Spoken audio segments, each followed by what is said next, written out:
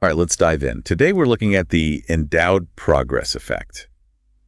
I was fascinated by the research you sent over. It's a really interesting one. Yeah, I mean, the idea that faking progress can make someone more likely to hit a goal, kind of mind-bendy, right? Yeah, it is, on the surface at least. So it's like almost tricking our brains into working harder. It's more like tapping into some built-in psychological quirks, I guess. Like, we all crave that sense of completion. Right. And we hate losing anything we think we've already gained, even if it wasn't really earned. Well, so it's like loss aversion, kind of. Exactly. I mean, it plays into that big time. One of the papers you sent used this analogy about mountain climbing. Yeah, I remember that one. Instead of starting at sea level, you're plunked down at, say, base camp. Right, like you're already partway there. You still got to climb the whole mountain, same effort, right? Same distance, yeah. But something about that head start, it just gets people moving. It's like that feeling of progress just fuels you forward. And there's actual science behind it, like the goal gradient hypothesis. Okay, break that down for me. Basically, as we get closer to a goal, we naturally put in more effort. Oh, like that last sprint to the finish line. Exactly. And the endowed progress effect. It's like it jump-starts that feeling. Sneaky. In a good way.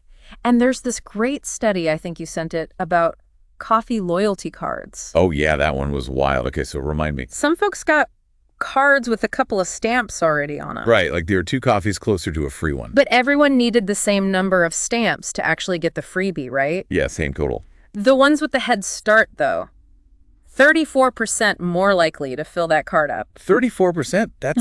That's huge just for a couple of fake stamps. It really highlights the power of perceived progress. I mean, couldn't it just be that people who liked that particular coffee shop were also drawn to the pre-stamped card? Yeah, and there are always other factors, right? And these studies try to control for that. Okay, right. Make sure it's really the effect at work. Exactly. But this pattern pops up everywhere, not just coffee. Like, ever used a fitness app? Oh, yeah, I've got like 3 on my phone right now. Notice how they give you points just for setting up your profile. Ugh, yes.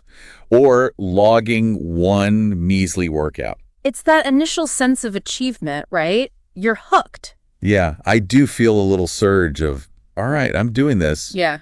Even if it's just a few clicks. It taps into our need for consistency, too, once we feel like we've started. We don't want to back out. Exactly. It's like we're already invested. Well, might as well keep going. Oh, and speaking of consistency, didn't we find something about LinkedIn using this? LinkedIn, masters of persuasion. Yeah. Yeah, when you make a profile, the progress bar starts at 20%. So they're like, hey, you're already a fifth of the way there, even though you've done nothing. Subtly encouraging you to finish it up. And another example, Duolingo.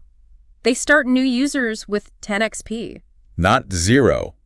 Interesting. So they're using the same principle. Makes a difference. That initial boost can really help keep people engaged. It's amazing how much these tiny nudges can change our behavior.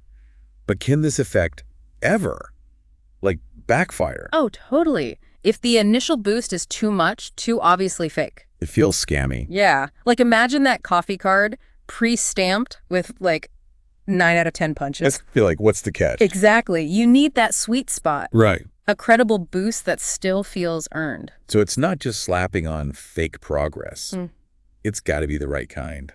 And the goal itself, it can't just be arbitrary. It needs to matter to the person. So even if you give me a head start on something I don't care about, it's not going to work. The endowed progress effect is strongest when we're genuinely invested. This is so fascinating. It just shows how much psychology goes into everything we do. Right. I mean, once you understand these things, it's like seeing behind the curtain. You can start to spot these tactics everywhere. And maybe even use them yourself. Which leaves us to today's final thought for our listeners. Think about a goal you have, something you want to achieve. It could be anything, big or small. Could giving yourself that artificial head start, that little win to build on, could it make a difference? Something to ponder. That's it for today, folks. Until next time, happy diving.